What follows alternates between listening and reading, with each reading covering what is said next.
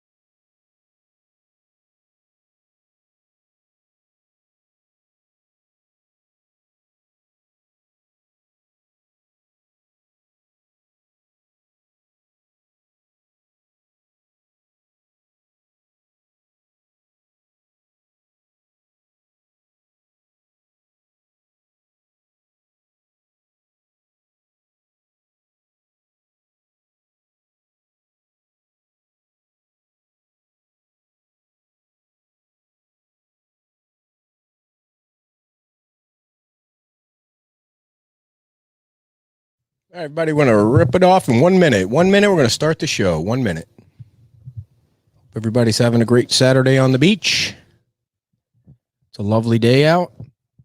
Looks like a little rain out It's a little cloudy. 1 minute, we're going to start right on time like usual. And you're on time too, which is always nice. It's not always the case, but you're on time today. Yeah. Oh, let's see who's watching. Christy's there. Good morning. Kevin is popping on. Our friends with the little boys. I forget what. Oh, Dad's here. Hello, Dad. From Orlando. Good morning. All right, 30 seconds, everybody. 30 seconds. Your co-hosts are bummed out. What does that mean? Oh, the kids. Yeah. All right, and we got a great show lined up today. Good morning, Jan. Thanks for joining us the Good other morning. night Yes. on the special show for Anita. That was Serenading cool. us. Yes. Didn't know she was such a great singer. And songwriter. Yeah. All right, you ready? Here we go. This is Beach Talk Radio. Good morning, Mr. and Mrs. America, and all ships at sea. This is your captain speaking, Mean Gene. Mean Gene. The following will be a test of the ship's whistle, the sonar alarm, the cable alarm, and the atomic attack alarm. Live from Peach Time Out in the heart of Times Square. You're listening to Beach Talk Radio with Kim and Ed Ryan. And welcome to episode number 108 of Beach Talk Radio. It's Saturday, April the 11th, 2020, and it is day 23 of Fort Myers Beach being closed to every single person, including the residents that live on the beach. And it's episode number 3 from our backyard studio, as opposed to being at Beach Time Out, which is really where we would love to be in Times Square on the beach, but it is what it is. And we have a super show lined up for you today, folks. And we're going to get right into it with Dr. Stephen Thomas, the Chief of Infectious Diseases in Upstate University Hospital. Doctor, thanks so much for coming on. We appreciate your time. Thanks for having me.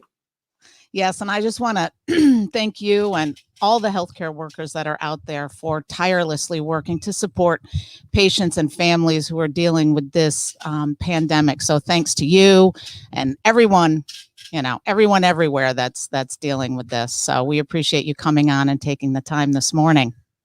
Thank you very much. It's good to see the sun. Yeah, we were just talking that you guys had a little bit of snow. Folks. Yeah. Did you hear that snow they had up there? Easter Sunday tomorrow, and they have snow still in upstate New York. But before we get rolling with the questions, if you do have a question for Dr. Thomas, you can type it in the chat box today, and we will ask him.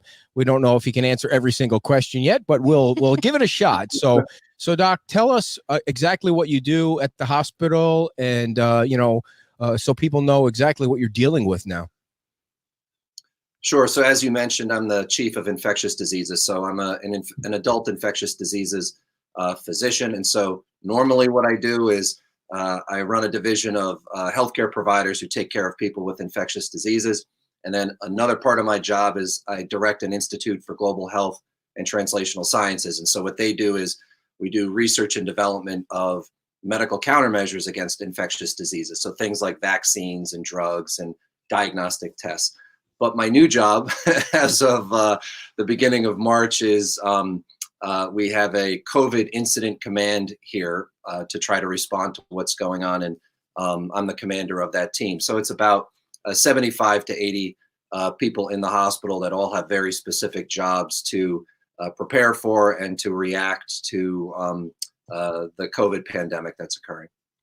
So, Doc, the question that I want to know is, how do people know if they should go to the hospital or if they just have a cold? Because if they don't know they have it, which a lot of people don't because of the testing, then they could stay at home and it could get worse. And then you hear people dying. So what is the proper protocol to follow when you're not healthy, when you feel like something's coming on? Right. That is a really good question. And the answer to that has kind of been evolving over time. So the first thing is that it depends on what we would call the local epidemiology. So what that means is how much COVID is being transmitted in your community, number one. Number two, how strictly are you adhering to the social and physical distancing policies and recommendations? So are you freely going out, interacting with other people, and could you therefore be at risk to have been in contact with someone who was infected?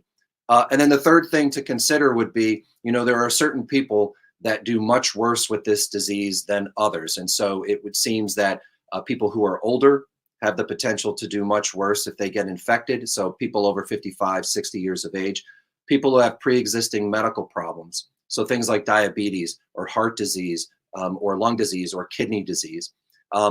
So those are some of the things that should get you thinking about whether or not you should see a medical provider. Now, in terms of the types of symptoms that you may have, unfortunately, the symptoms initially we thought it's people with fever and cough and shortness of breath. But what we've been finding out as the weeks go by, it can be a mild illness. So people may or may not have fever. They might have gastrointestinal problems like nausea or abdominal pain or diarrhea. They might just have a sore throat. They might just have profound fatigue and kind of generalized muscle aches. So my advice would be, if there is COVID in your community, if you are certainly within one of those risk groups and you do not feel well, then I would call your medical provider. I would explain how you're feeling and get their guidance onto where you can go to be evaluated and tested. All right. And as you were talking, there seems to be there seems to be categories of people. So there's even people that are going around that are maybe infected but don't have signs. Is that correct? Mm-hmm. So everybody needs to take precautions and then there's other categories. Not everybody that gets it ends up in that 5% that's, right, really, really sick. Can you talk about some of the numbers and how that works? Sure. Yeah, no, that's a really good point. So I like to think of it as an iceberg, right? And this is not unique to COVID. So the first thing I would say is that there's different terminology. So SARS-CoV-2, that is the virus. COVID-19 is the disease that virus causes. So you may hear both of these things. That's the clarification on that. So think of it as like an iceberg. And this is not unique to SARS-CoV-2 or COVID. This is how lots of viral diseases work. So think about an iceberg, and the majority of the iceberg is below the water. The part below the water would be the people who get infected and don't have symptoms, or the people who get infected and the symptoms are so mild that they don't even need to go to the doctor. So that's the bigger part of the iceberg, and that's typically the way it works. The part above the water, those are the people, that's the 20%, right? So those are the people that get sick and have a severe illness and need to go to the hospital, or people that get critically ill and end up being on ventilators or needing dialysis or things of that nature. All right. And initially, when this came out, there was a lot of people on Facebook and whatnot that were like, "Oh, it's the flu kills more people every year. It's just the flu." What is the difference between COVID-19 and the regular flu? Right. So the first thing is that typically influenza is seasonal, right? So it's fall and winter and into early spring. So our season up here starts around October and can go up until April, May. That's the first thing. It's seasonal. The second thing is that it usually comes on much quicker. So people can feel well, and then they'll have fatigue and muscle aches and fever, and they may have runny nose and cough and shortness of breath. It seems that with COVID, it can be a little bit more insidious and it can last a little bit longer. So we see lots of people who they don't feel great, but they're not really that bad for about a week. And then they kind of fall off this cliff and they can get very sick very quickly. But in general, it takes a little bit longer. So what you need to know about influenza is that the fatality rate from influenza is about 0.1%. The fatality rate for COVID is now in the United States, it's hovering around 3%. So that is a huge difference. Influenza kills about 40,000 people every year in the United States. So you can do the math pretty quickly to understand the potential here. The other thing is that influenza, we think SARS-CoV-2 is probably twice to maybe 3 times as infectious as influenza. So it's kind of the double whammy in that you have something that is more transmittable, more infectious, and it kills with a greater frequency. Doc, when we do other shows with the mayor and some other shows, we get people that are kind of arguing with each other about the numbers and things like that. But I was wondering, and we have a question here today, if I get it, does that mean that, and I fought it off and I didn't have to take any drugs or I didn't have to go to the hospital, does that mean I'm cool then? I don't have to worry about it? Or, once it's gone through my body, is that the end of it? Yeah, so that's a good question. And it's a question we're trying to figure out the answer to. If we believe, based upon our experience with other respiratory viruses and based upon our experience with SARS-CoV-1, so that was the SARS outbreak back in the early 2000s. Based on our experience with MERS-CoV, which is another coronavirus, we do believe that if you are infected and you survive, that you probably have immunity, which can protect you either from reinfection or disease following reinfection for at least a short period of time, a couple of years. That's the expectation. But to definitively understand that, we have to continue the research that we're doing and follow people who have been infected, who have recovered, and see how it plays out. You're gonna pop that question. Yeah, I'm gonna pop a question up from a viewer in a second. But what you said got me thinking of another one. How did the United States miss this? How does a country like ours miss something like this? So now the economy is totally shut down. Yeah, so that's a really good question, and that's a question full of lots of political minefields, right? Okay. So what I can tell you is that the United States, for decades, has been investing heavily in pandemic preparedness. They have been investing heavily in what we call kind of a more general biopreparedness. You can remember there was a huge investment after 9/11 and the anthrax attacks, not only in biodefense, but also in the defense against just naturally occurring infectious diseases, emerging infections, re-emerging infections. But the thing is, it takes a lot of political will to sustain these programs. It takes enduring funding to sustain these programs. You need to have a continual replenishment of subject matter expertise within the government and within the community. It has to be a priority. This was both, presidents, and I'm not getting political, I'm just stating facts, that past presidents have looked at infectious diseases as not just a health threat, but a national security threat. Mm-hmm. And again, there's been many examples of huge tabletop exercises that people have, that the government has sponsored or participated in, looking at scenarios such as this. I'm not in the federal government anymore. I don't know what kind of conversations occurred, but we are where we are. Probably not productive to look backwards yet. Probably more productive just to kind of focus on the now and the future and what we can do to try to minimize the damage here. So we'll go to the question from Jill. Once we're all able to get back out on the streets, will we all get infected? Can you talk about herd immunity? Oh, Jill, I love that question. So herd immunity, just to kind of explain, if I receive a vaccination and I develop an immune response that's going to protect me, I have individual immunity. If I vaccinate a population of people, anyone who can be vaccinated, then we develop population level immunity, which can protect people who can't be vaccinated, for example. So let's say that you have, 10 kids, 3 can receive their MMR, or 7 can receive their MMR, 3 cannot.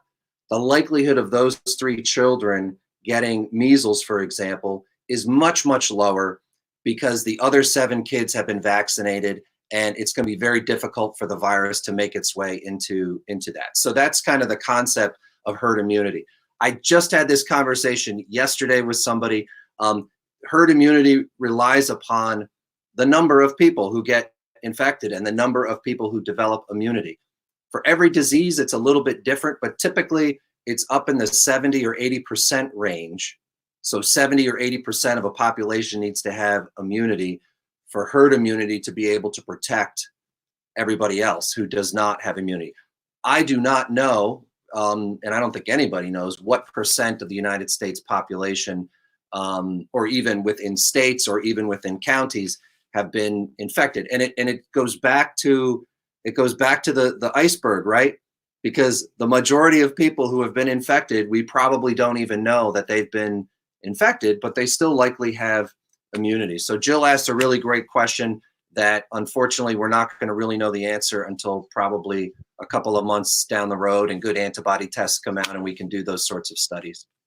And as of now, there's no antibody test to figure out who's been exposed and who has protection. Is that correct? It would have been correct a week ago or 2 weeks ago, but the antibody tests are now coming online. And so the industry, commercial entities that develop these tests are engaging with the FDA. The FDA is giving them the go-ahead to start marketing these tests. So they are becoming available. How they're going to be used, that's another question. And how widely available they will be, that's another question. And what about a vaccine? How far down the road do you think that is in your crystal ball? In my crystal ball? Well, most of my career I've been working on developing vaccines. And so typically under normal circumstances, at least what history has told us, it can take up to 10 years and $1 billion to make a vaccine. Now, what we've shown with Ebola and MERS-CoV and Zika, and now with this, is it does not have to be that way. When there is focus and there is resources and there is communication and there is a broad community working on a problem, things can move much, much faster. That being said, I still agree with Dr. Fauci from NIAID that we are looking at least a year, if not 18 months, until there is a vaccine that would be broadly available. There are so many steps that you have to take, and in the end, you still have to prove it is safe, and you still have to prove it does what it is supposed to do, and that takes time. Doc, when you're in the hospital with patients and with the team that you talked about when we first started, take us in that room. What's that situation like? Tell us about what you're all going through and how you prevent from every single one of you getting sick when you're around everybody that could infect you, and what kind of pain are they going through, and how does everybody deal with all that? Yeah, that's a multi-pronged question that you just asked. So what I can tell you, and it's been every hospital.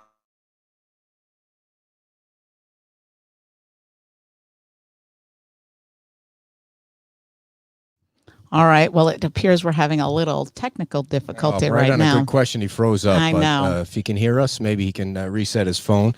So we're speaking with Dr. Stephen Thomas, the Chief of Infectious Disease in Upstate University Hospital, and he's been giving us great information which And we appreciate your guys' questions Yeah, as well. We'll yeah, get yeah. to as many of them as we can. I mean, I'm sure he'll reconnect and we'll get back to those questions, but we'll pop in as many as we can.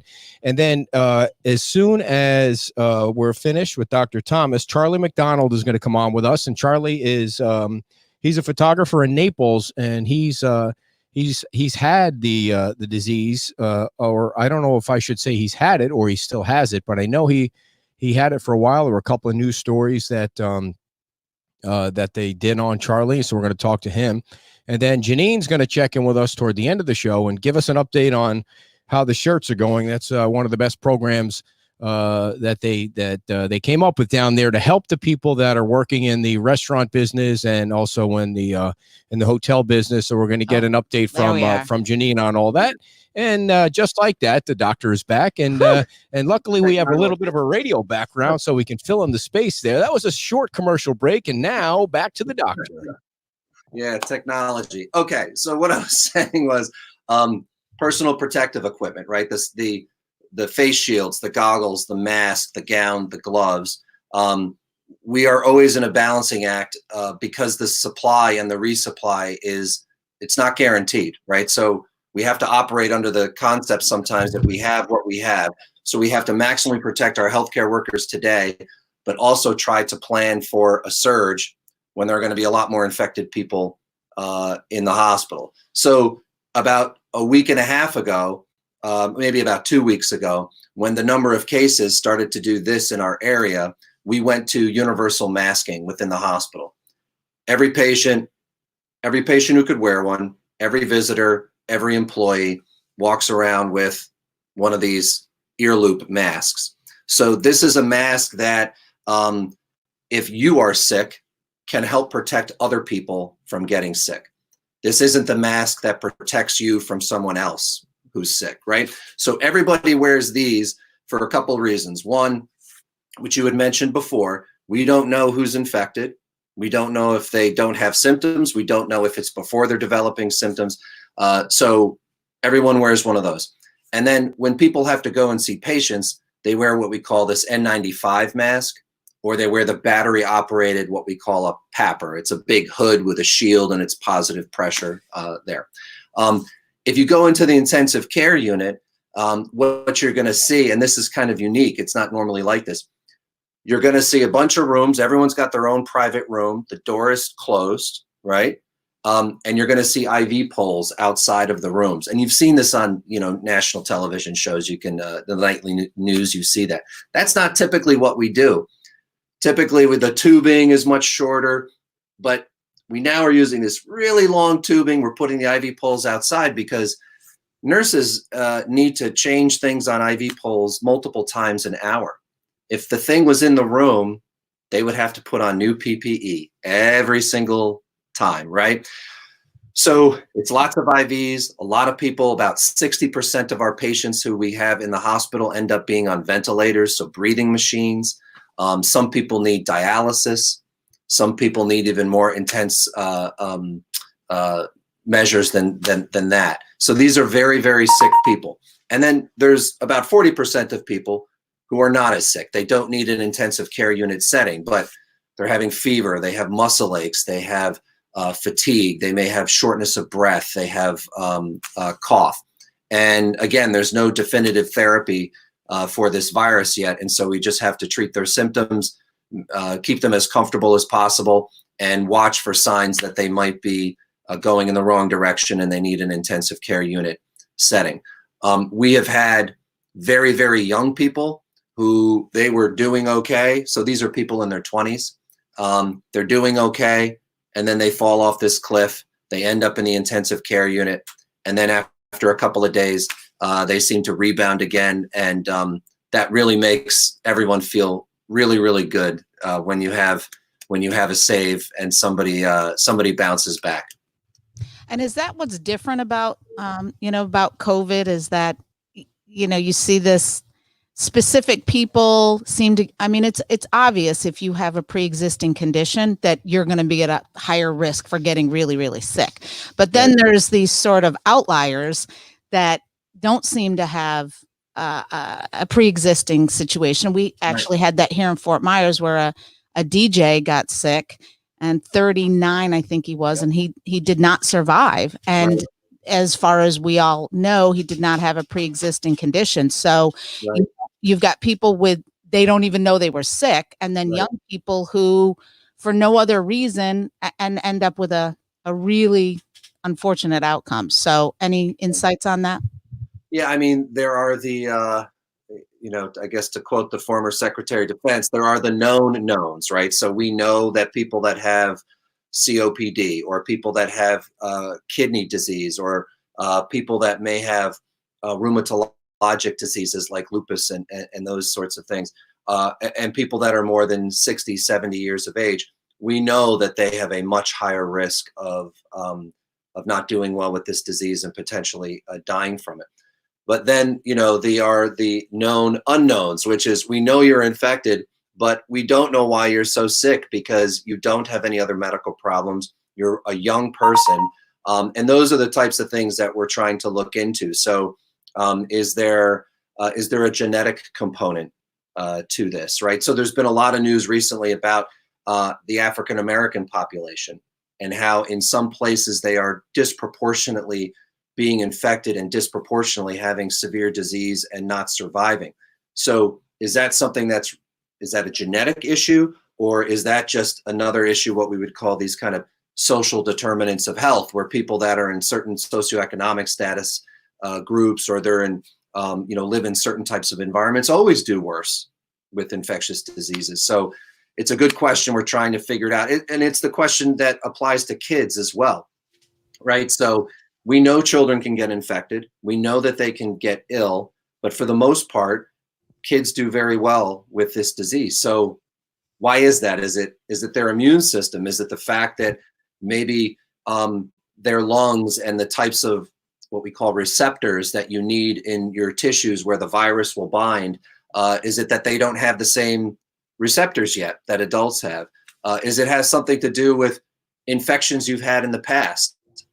Because there's other coronaviruses that what we call community-acquired coronaviruses that circulate all the time. They've been circulating. I mean, we identified they were circulating, 60, 70 years ago. So does it have anything to do with that? So just lots of questions we just don't know the answers to right now. Doc, are we at any point where you feel like the curve is flattening?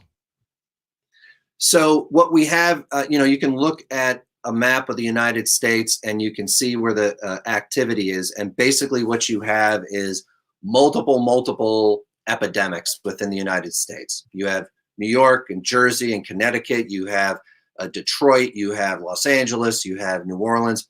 And the dynamics in all of those places are different.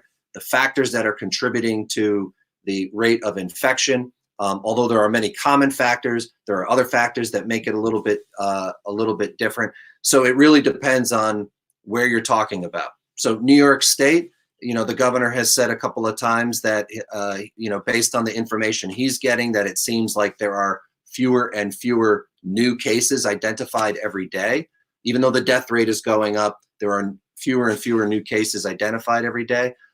So in this environment here, it is possible that the curve is actually flattening. I'm glad you asked the question, though, because what we have seen before, and you can go back, and there's plenty of literature on this. If you look at the 1918 influenza pandemic, which they believe killed anywhere between 25 and 50 million people, you can look at every single state in the United States and you can see what kind of measures did they take when they first understood that they had a pandemic, and how long did they sustain those measures. Let's just talk about physical distancing for a second, because what you saw in multiple states is they did a great job initially, and the peak of infections was low, but then they relaxed too soon. And the rebound of cases was twice as bad as what they had the first time. And again, this is being talked about in multiple places, and it is an absolute real concern, which is going to require people to have focus and discipline and resilience, or what we're experiencing now may pale in comparison to what we could experience in the future. Fauci said on a Wall Street Journal podcast last week that he kind of judges things by how many hospital beds are being utilized for the virus. And if you see that to slow down, then that's a good sign that things might be flattening. What are you seeing there where you guys are? Yeah, so we are on so if you look at New York and you look at the curve that shows new cases by day, you see what we call an exponential growth. So it's this kind of curving up like this, right? Almost like a bow. And that's really bad because what that means is every day or even less than 24 hours, you're seeing a doubling of cases. The shape of the New York City curve is starting to kind of bend, as we just mentioned, to start to flatten a little bit. What we have where we are up in central New York is we have a straight curve. We have what we call a linear curve. So we're getting the same number of cases every day, 15 to 20 cases new every day. We are not seeing a flattening yet. We're just kind of, and it's a little bit eerie, we're just kind of plodding along, same number of infections, same number of people in the hospital. We have seen a significant decline in emergency department activity overall, but we're seeing a higher percentage of the activity that is there being related to COVID. So I agree with Dr. Fauci. You know, that's one metric that you can use to try to understand what the activity is like. Again, it has to be looked at a local level because, you know, it also reflects what the availability of testing may be. You know, it is possible there are lots of people who were sick, but they didn't get tested because they didn't have availability to testing, or people even who died that they did not determine what the cause of death was because testing wasn't available. So I agree with him, and I would say, again, it has to be taken in the local context. Is social distancing the answer? Is it working? Yeah, so I guess the first point, I like the word physical distancing because I don't want people to be socially disconnected or socially distant from people, right? I want people to continue. We need it more now more than ever, right? Write your emails, chat, phone calls, FaceTime, have your Zoom, cocktail hours, do all of that. Listen to your show, do all of these things. Stay connected, right? Stay connected. But it's the physical distancing that needs to happen in a very rigorous way. And does it work? We know it works. We've known for over 100 years that it works, not just with this disease, but lots of other diseases. And we know from, as we talked about before we, went on the air, Korea and, South Korea and Singapore, and we mentioned San Francisco. There are numerous examples with COVID where strict adherence to physical distancing, early adoption of physical distancing, it works. It absolutely works. And now, and we like that term better than social distancing. That's a great term. Now that we're in it, as far as things that people can do to mitigate their, chances, we know about washing your hands, 20 seconds, using the, hand sanitizer with 60% alcohol. When you talk about the masks, I think we say all the time, you're not supposed to be using those N90. If you're a civilian, just be using a regular mask, your bandana, but that's preventing somebody else from getting it. It's not helping you to the extent that a regular medical mask would. Is that correct? Yes, you are correct. So not all masks are created equal and not all mask wearers are created equal. So if you have a source, if you've been able to find the source of a loop mask like this or an N95, know that every mask that you buy that could be used for a medical provider, you are taking from that medical provider. And so some nurse or doctor or respiratory therapist or pharmacist or whoever who is putting themselves at risk to take care of their community, you are taking a mask out of their hands, right? So you're increasing the risk. So that's the first thing I would say. When you look at masks, so the N95 masks or the PAPRs, those are the best. 95% or greater efficacy at protecting the person wearing the mask. Ear loop masks like this one, or the tie surgical mask, those are less. Those are about 60 to 70%, right? And those are predominantly, like you said, from me, if I'm sick, from giving it to somebody else. And then you have the homemade masks, which are probably about 10 to 20%. They're not zero, but they really should not give you a false sense of confidence that you're saying, I'm wearing my homemade mask, which means I don't have to physically distance anymore. I don't have to wash my hands. I don't have to cover my mouth when I cough or sneeze. And that's one of the downsides of universal masking as a nation, is that people could potentially forget.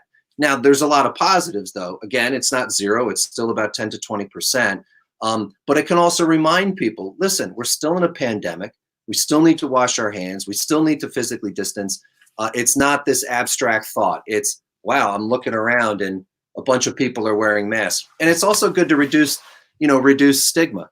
If you're the one person in the room of 20 people that's wearing a mask, Yeah.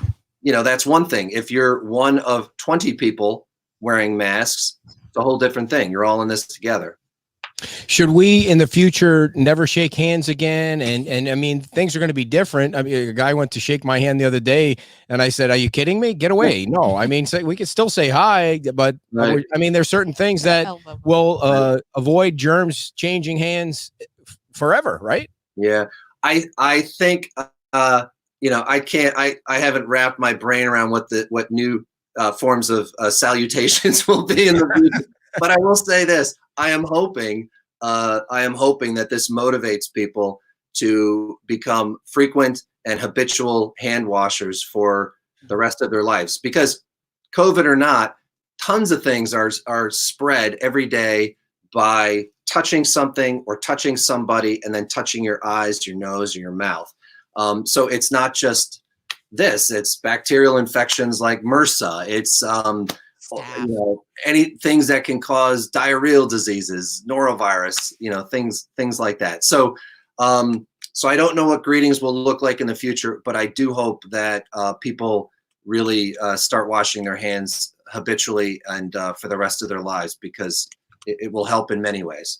What worries you the most, Doc? What worries you the most moving forward? What worries me the most today is that when people, I mean, you can look on social media, you can talk to people in your community. Folks are fatigued, they're tired, they're not, they're being less receptive to the same message that they've been hearing about the need to physically distance. They're starting to see some positive signs that maybe case numbers are going down in certain areas. I am really concerned that people are going to lose their motivation to continue physical distancing. They're going to revert back to old ways too soon. And we are going to see that rebound effect that I mentioned earlier. And that rebound, that curve is going to dwarf what we've already seen, which is going to mean tens of thousands of people dying, and the medical care infrastructure being completely overwhelmed, and the economic pain and suffering that people are experiencing is going to be, much worse. I see a lot of things out there. The cure is worse than disease. Yeah. I can guarantee you that is not the case. I can guarantee you that is not the case. When you're talking about, the time, and I know it's hard to say, but what is that time frame before, when do you think it'll end? Yeah. So like a lot of academic groups, I mean, we're a medical university, right? We have, we educate new doctors, we have researchers. So we have our own curves that are built specifically for Central New York. And I learned a good lesson, because on those curves, we show the worst case scenario, and then we show variations of the worst case scenario depending upon the physical distancing that we see going on in our community. The curve we're not showing, which we're going to start showing now, is what the best case scenario could look like. So the best case scenario would be 70 to 80 or even higher % of the country takes physical distancing seriously, that it is strictly implemented. And if that happens, there is the potential that we can really drive new infections way, way, way down, and that we could have a quicker release of these sorts of draconian measures that we're being required to implement. So it is sort of like we haven't really shown people the carrot, right? We haven't shown people what is actually possible. What they look at is they say, oh my God, 3 months, so if we do nothing, this thing will burn out in 2 months. If we do the best thing, it's going to burn out in 6 months. It gets people very deflated. There is another curve, and that curve is 70 to 80% of the people staying at home, washing their hands, social distancing, only essential visits, food, water, medications. That curve can be shorter, and it can be smaller, and it can result in our ability to get back to whatever the new normal is much quicker. Well, Doc, we can't you. thank you enough. The people on the beach are really appreciative of all the information you provided, and we could talk for hours, but you have a job to do, I think, and it's a lot more important than what we're doing down here sitting in the sunshine. And it's been an amazing interview, and we're going to repost it for the people that weren't able to jump on. We had a big audience for you this morning, but it's going to get bigger when they come back and watch it later on. And so thank you very much, and enjoy the snow up there in Syracuse, and have a happy holiday weekend. Yeah, thanks. You too. Thank you very much. Thanks a lot, Bye. Dr. Stephen Thomas, and we really appreciate his time. That was an awesome interview. What a super nice guy. I mean, it could have gone on. Yeah. I mean, there's just there's so many thousands questions. and thousands of questions. And before we pop Charlie up here from Naples, I want to make sure that we acknowledge my cousin, Angel, who our aunt, my aunt, not her aunt, that would be her mom, had been in the hospital, 81 years old with the virus, and she's recovering. So obviously when you're a little bit older, you worry that that's not going to happen, but that's nice. And Angel, thanks for sharing that with us, and send our love back to everybody in the family. That's a good Easter. Yeah. Right now, we're happy to have Charlie McDonald on. Charlie, can you hear us? I can hear you greatly. Oh, good. There's your sound. We're great. It's great to hear you. And Charlie is down in Naples. And before we talk about the virus that you picked up, tell us about your business, Charlie. Well, what business? No, right. No, we're a very, very busy event photography business. In fact, that's what we concentrate on. So as you can imagine, we had a wonderful season until all of this came about. But fortunately, we had done so many events and got so many in the can prior to the cancellations that we're going to be okay for a while. But interesting. Yes. So how did this all come about for you? Can you give us a little bit of how this, started and has progressed and how you're doing now? Yeah, it happened because we're event photographers. One of my employees was covering a conference at a large hotel. This would have been now timeline probably over a month ago, and people were flying in from all over the country for the conference. They were shooting it for a day and a half, lots of interaction with the subjects at the conference. And I would say that was, I think, on a Wednesday, Thursday, and then the following Tuesday, there came a little bit of a cough. And that was before everybody was hyper-vigilant about coronavirus. But it was starting to be talked about and cough. Then the next day, a lot more coughing. I have an office. She has an office, but we share an editing suite. So you're sharing a mouse, this mouse in particular, and a keyboard, and going back and forth. And so she decided, you know what, I better leave work. And the next day she got tested for no flu, got tested for coronavirus.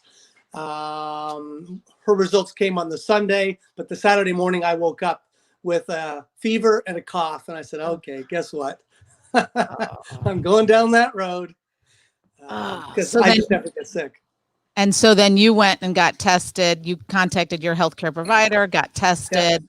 Yeah. In fact, I contacted my healthcare provider on the Friday before I even showed symptoms, because I just wanted to alert her to know that, hey, somebody that I work closely with has probably or possibly contracted coronavirus. Don't know till the test results are in, but just wanted to let you know.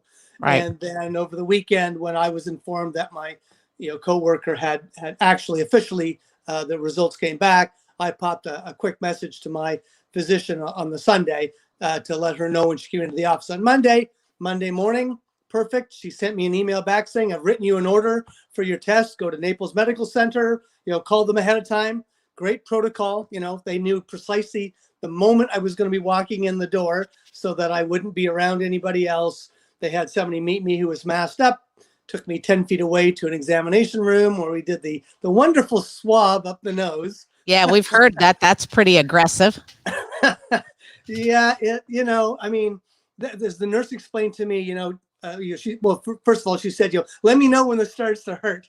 I have a high pain tolerance. And I talked to a couple of people who've had the swab where it actually drew blood.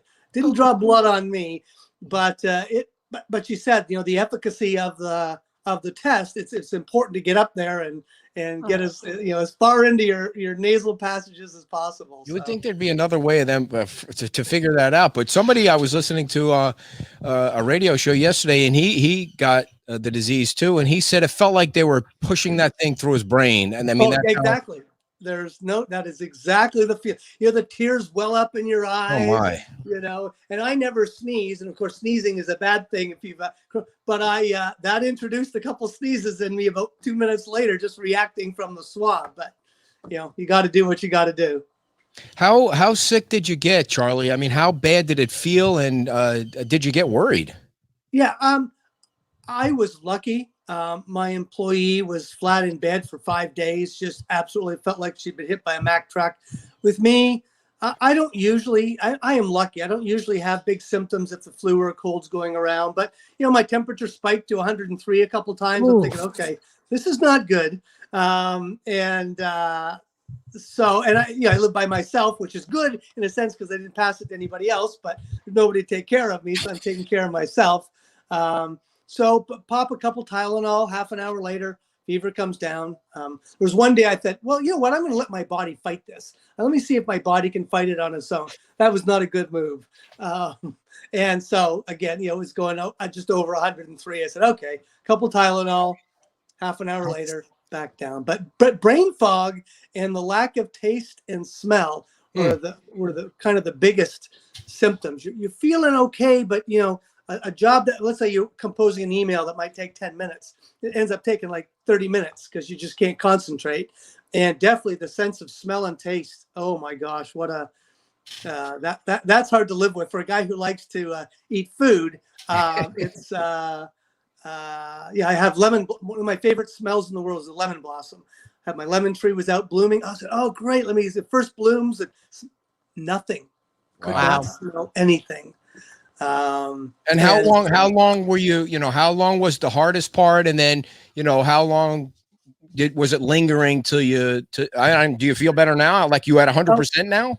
I'm 100% now, but I still have this lingering occasional cough, which is a pain in the butt because, I don't know whether I'm still carrying it or not. The fever stopped over a week ago. I'm feeling 100% energy. Everything is back to normal, but 10, 12, 15 times a day, I'll cough once.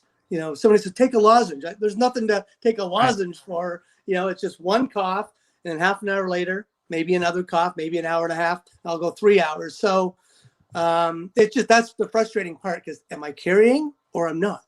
So have you been back to have you seen your doctor or had communication about this question about this lingering cough and the shedding of the virus? I've had the conversation. I've not gone back to see the doctor. There's a care team that Millennium Physicians Group has for COVID-19 patients exclusively. I think there's 4 nurses. I have one guy that's assigned to me, and he checks in about every 4 days. Talked about breathing exercises, give me some deep breathing exercises to help get air and oxygen deeper into your lungs than from our normal breathing. The big thing is they want to make sure that you're not going out of the house. Do you have money? Do you have credit cards? Are you okay? Can you get access to food? And because they just don't want you infecting anybody else. So I've been homebound for 4 weeks today. Wow. And I'm still, as long as I have a cough, CDC, on the CDC website, you have to count 72 hours after your last symptom. Wow. So, yeah, so it's So you're making good use of home delivery? absolutely. for I everything. joined Instacart. So I had, in fact, I had two almost simultaneous deliveries yesterday, one from Whole Foods and one from Costco. So I get my fresh fruits and vegetables. I've had some neighbors, bring over food. I've had, different friends offer, hey, can I bring you anything, Nice. And so that's been great. And I've made great use of this time. I mean, I've shredded probably 25 pounds of old documents and credit cards. Right, and, right. and I'm not going stir crazy. And being a social photographer out at all these different galas and events, I would have thought that I would have shot myself by now. What do you think of the whole social distancing thing? Do you think it's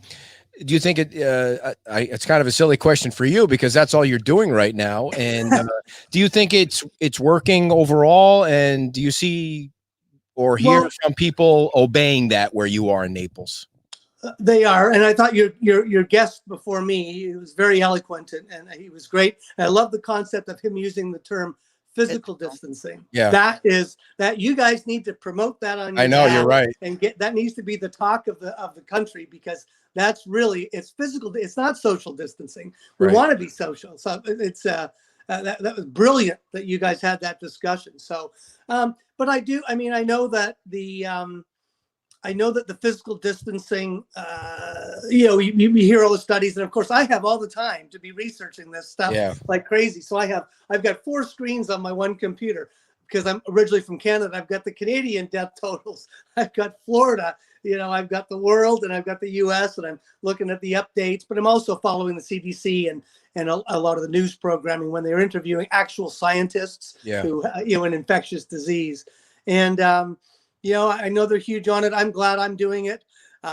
It's funny. I had a friend of mine who so wants to physically distance herself. She says, "Do you need anything?" I said, "Well, I'm out of eggs." She says, "Well, I'm going to Publix." So, she didn't even drive into my driveway. She parked on the street and left the bag of eggs at the end of my driveway and came out of her vehicle wearing a mask. Oh, wow. And I'm like 50 feet away. So it was, so she was definitely taking physical distancing very seriously. So go ahead. But I know that if I had done this, if I had adhered to, and again, this is before it was even discussed, but here in our office, if we had adhered to the physical distancing, I probably wouldn't have it. I think the other thing too, you brought up a good point, was the cleaning of the shared equipment, because my daughter and I went to the bank a couple of weeks ago, and it was constant. And you touch it, you clean it, they touch it, they clean it, the computer mouse and the computer keys, because this stuff can live for a certain amount of time on hard surfaces. Yeah, absolutely. In fact, I took 2. I did 1 bank deposit. Now I'm doing it remotely, but hand sanitizer, had to write out the thing with the checks, and then I actually even wore a glove when I took it to the drive-through, and now I just do completely online banking. But yeah, I completely sanitized it as soon as I knew what was going on. I've sanitized my place several times, even though I'm the only one here. So my place is going to be pristine. Nice. If a client comes into my studio for a headshot. So there's going to be no need for lobbies and banks anymore when this whole thing's over. That's one thing. I mean, why would you need to go into a lobby? Everybody's doing it, or maybe even ATM machines. Who knows if they're going to need cash anymore? But yesterday, after we got the tire fixed, I got a flat tire. We got an oil change. The lady's like, "I washed all your keys off. Here are your keys back." She washed all the keys off before she handed them back to me. Now, how long is that going to last before they wash the keys off all the time? But that was an interesting thing. I looked at her like, well, I guess I get that. Well, I think it's going to change how we do things. And you just mentioned how it's going to change, that your studio, you're going to be cleaning and it's ready to go, but going forward, and I'm sure you've been doing stuff before, but I mean, now it's really going to be top of mind for everybody to just really be cleaning every surface where they are and where they go and when they get home. Yeah. And now that my coworker, my employee, and myself are both, I'm sure I'll be recovered in the next couple of days. We're actually going to be the only photography studio probably in South Florida that we're kind of in an elite group because we've had it. You're a moon. If all the scientific indications are there, Right. we're not going to be able to pass it on. So I can go into somebody's office. They don't have to be freaking out about, oh my God, am I going to catch it? Hey, been there, done there. I got the T-shirt. Right. Well, Charlie, thanks so much for your time. It's great to hear that you're doing great and you look great, and I could smell how great the house is, nice and clean from all the way up here in Gateway. Yeah, life is good. Thanks a lot, man. Good luck with the business too. Hopefully everything will get back to normal soon. Great. Thanks a lot. You guys have a great day. Holiday. Yeah. Charlie McDonald, everybody from Naples. Check him out online. He's got a photography business down there in Naples, and he's going to have the cleanest photography business when things are ready to roll. Let's get our final guest up on the screen. Last but not least, remember the last time? Am I yelling? Loud, yes. That's my radio voice kicking in. Well, Janine, we tried to pop her on last time, and we had some sound issues, but check 1 2, check 1 2. Are you there? She looks like she's Janine. Are you ready? Janine. Now we must be having some. Can you see us? Can you hear us? Hi, Janine. You look so pretty. Say something. You're on. No sound. No sound. We have no sound again. It's crazy. You've got it. I'm Janine, sure the it's you. shirts look great. I love the shirts. Turn your volume up. Oh, there she go.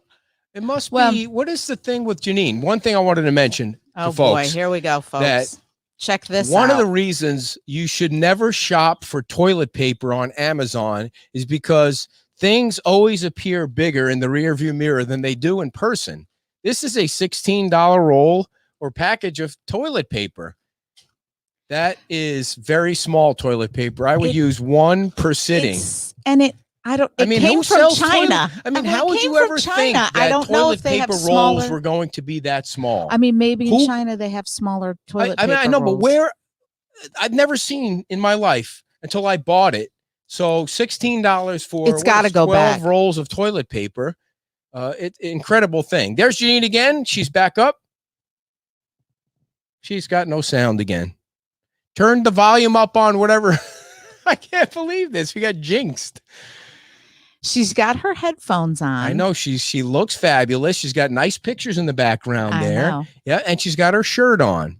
But she can't hear us and we can't hear her. So thank you, Janine, for joining us again. I don't know what happened.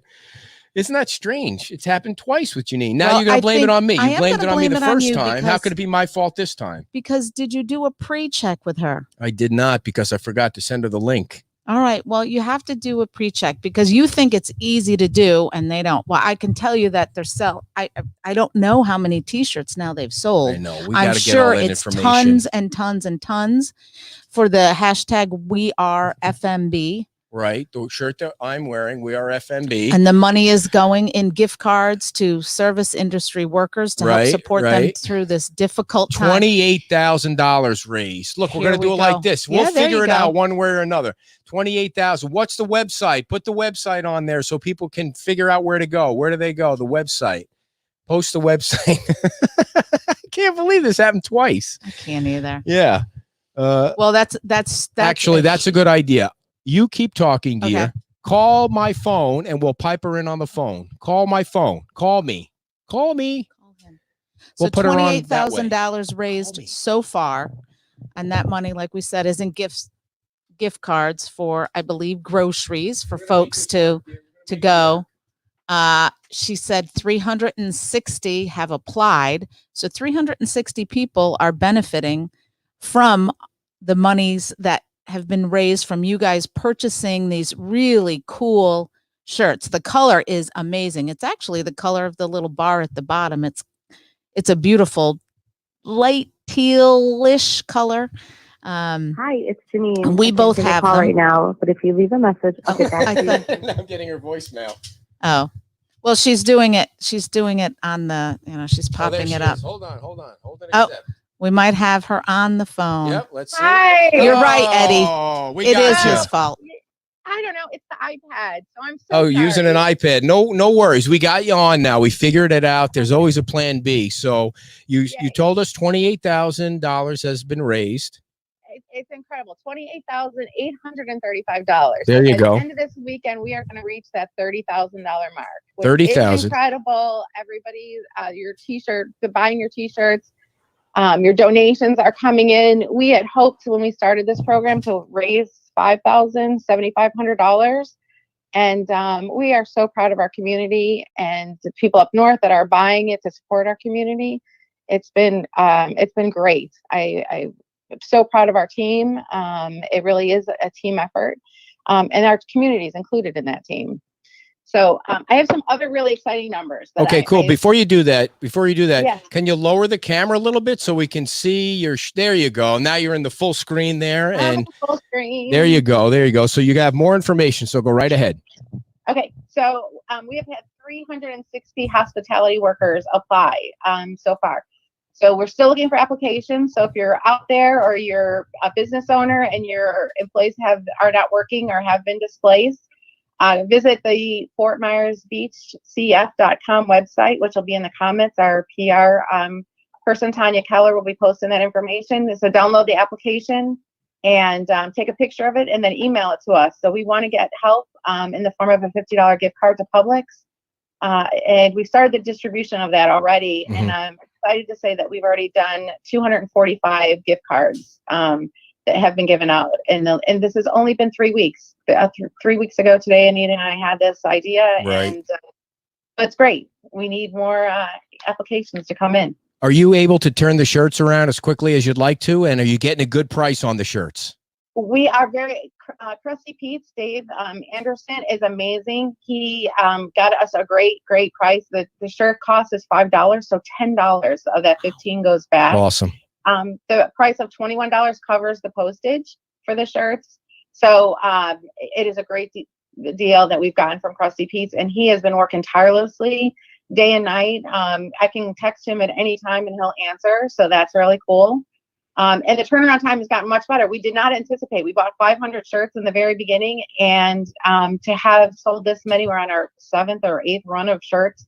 Wow. We actually sold out one of the distribution houses of this color in shirts. So now we're having to travel to other places to get this color because everybody likes it. It matches the bridge, as Anita pointed out to me the other day. Yeah.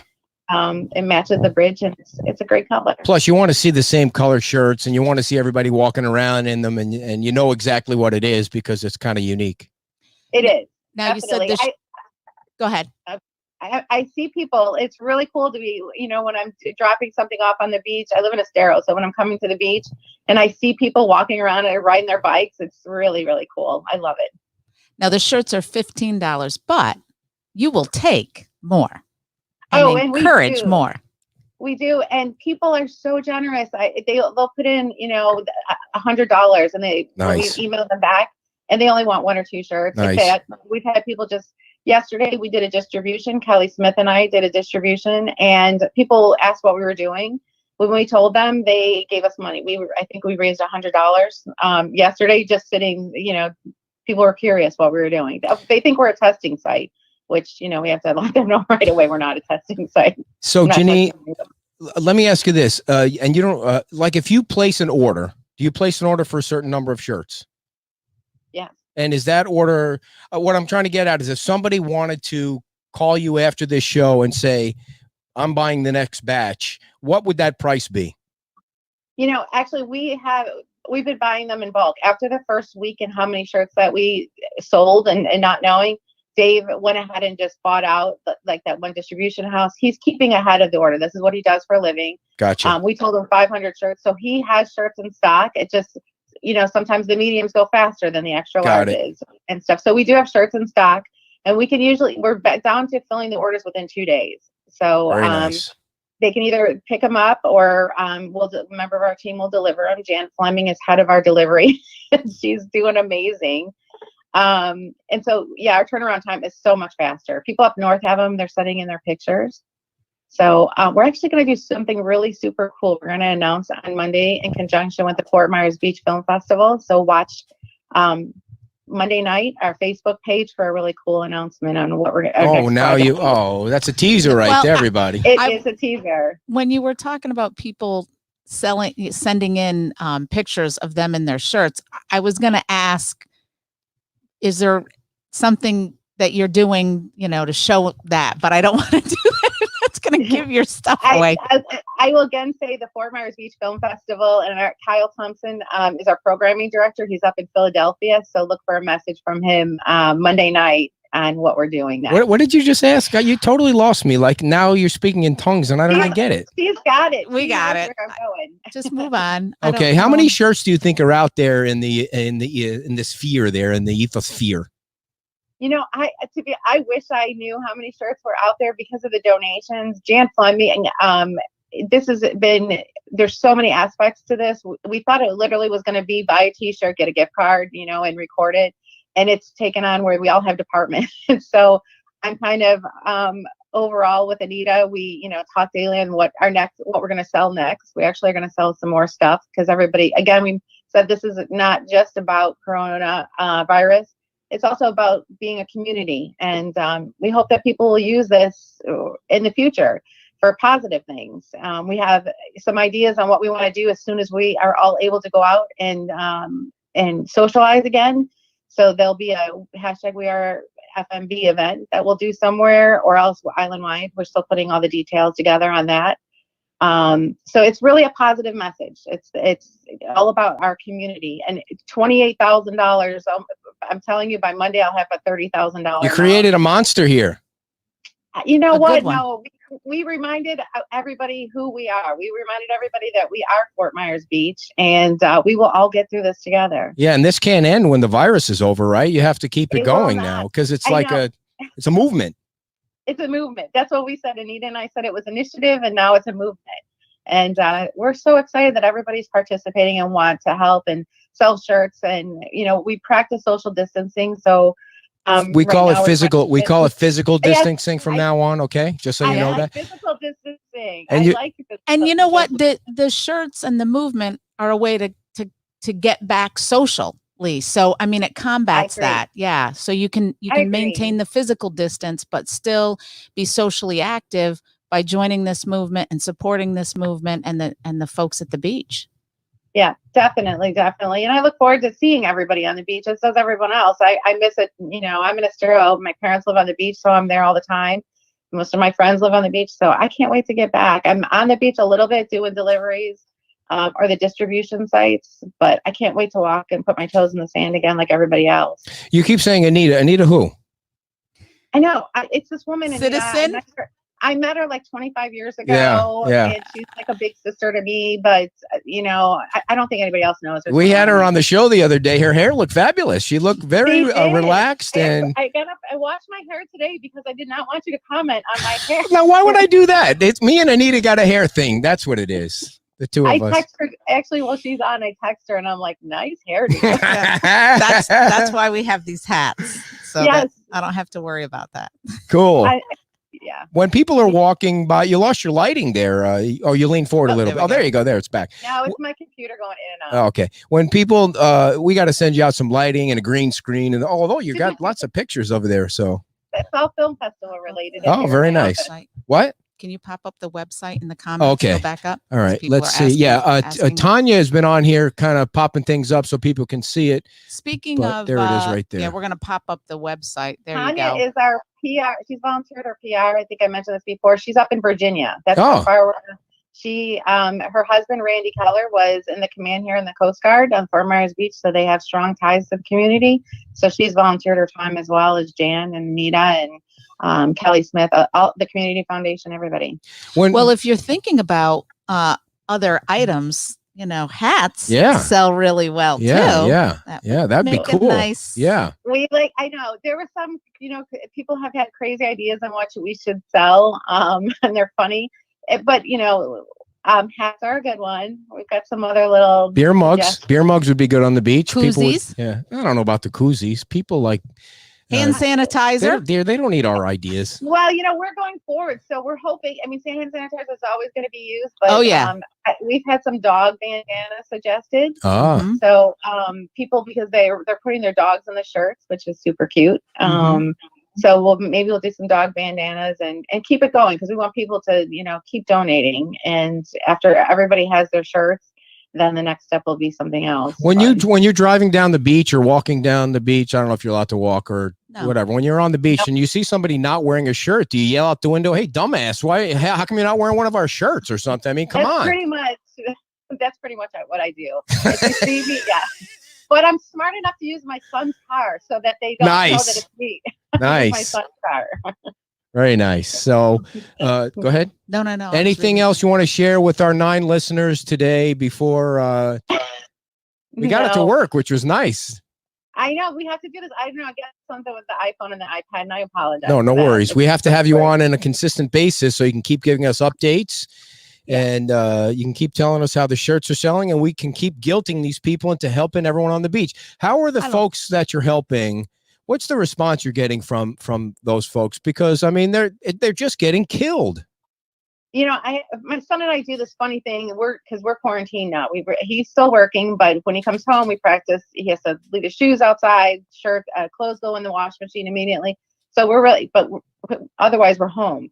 And so we're doing these live Facebook videos for our family, and they're very funny, and we bicker like crazy. But last night I did talk about how I'm so blessed, and Kelly, we're so lucky to be on that end of it, being able to give out the gift cards to the workers. Mm-hmm. That I want everybody to know who's donated. They are so grateful. They are really, really grateful to receive the cards. We had somebody that burst into tears yesterday, and you know, hopefully that will raise enough money that we can go through the applications again and give more.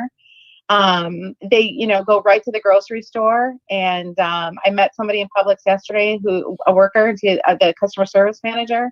She told me that there was a lot of happy people using gift cards yesterday. Cool. So everybody who's donated, it is helping, and they're so grateful. Great. And you know, sometimes people feel like they don't want to accept something like that because of whatever reason, their pride, or they don't want to be looked upon like somebody's giving them a handout. They shouldn't feel that way. Everybody wants to help. There's no reason to feel that way. They should come forward if they need something and ask for something, correct? Absolutely. It's not a handout. I mean, they've earned it. They're suffering. Right. They provide, the hospitality industry is our business on the beach. And so they're part of it. So they need to come, and we want to help them, and they help us in all of our businesses. I have, you know, the event planning business. I need people to come back here to Fort Myers Beach, and they're great. Every one of them who has come up has said thank you. There has not been one person Cool. who seems ungrateful or anything. Yay. Great. All right, Well, that is Janine. really good. We're so happy to have you on, and maybe we could do this weekly if you're not too busy. I mean, I'm sure you're out and about, or wait. Oh no, you're not. You're not. I'm not. No. I'm All right. Well, you have a I great will. holiday weekend, and thanks for coming not. on. All right. Bye. Bye. Janine, everybody, there Happy is Easter. Happy Easter. There, we'll leave that website up there so people can get on there and donate some damn money. People, you So keep acting loud. like I'm yelling. I'm not really yelling. I'm just being vociferous. Boisterous. The doctor interview was killer. That thing. I'm gonna snip that interview, and I'm I gonna have post it to up there, say, and you he know, was we brilliant. have to give him the credit, but we can certainly get out there and start hashtagging that physical. Yeah, we're Yeah. taking full credit for that. That's a great term. It was so nice of him to come on. And the way that happened was I had to make a connection with a broadcast friend of ours in Syracuse at Galaxy Media. He hooked me up with the PR person at that university hospital. And then she said, oh yeah, absolutely. I shouldn't say rather, but it would be nice to have Dr. Antonucci on. And I've been working that angle in from Lee Health, because, we obviously want Right. to know what's going on locally. We can read this. They send out stats every day, but it would be nice to have him on if we could. It would be nice, but a lot of this this is a global thing, and it's certainly a U.S. thing. Yeah. So a lot of this His information is awesome. relevant to folks in general. Tanya put up there, she wanted a reminder that the forms are available in Haitian Creole and Spanish. Oh, wow. Pretty cool. So that's good for people to know. And Mr. Lalo said his employees were grateful of receiving the gift cards. So, Yep. it's getting out to people. And Tanya's from Syracuse. Look at that. You could tell by what they're wearing. So, Yeah. Well, oh, by the way, we want to thank the mayor, she's Ray in Murphy, Virginia, but maybe for she's coming from there. on Yeah.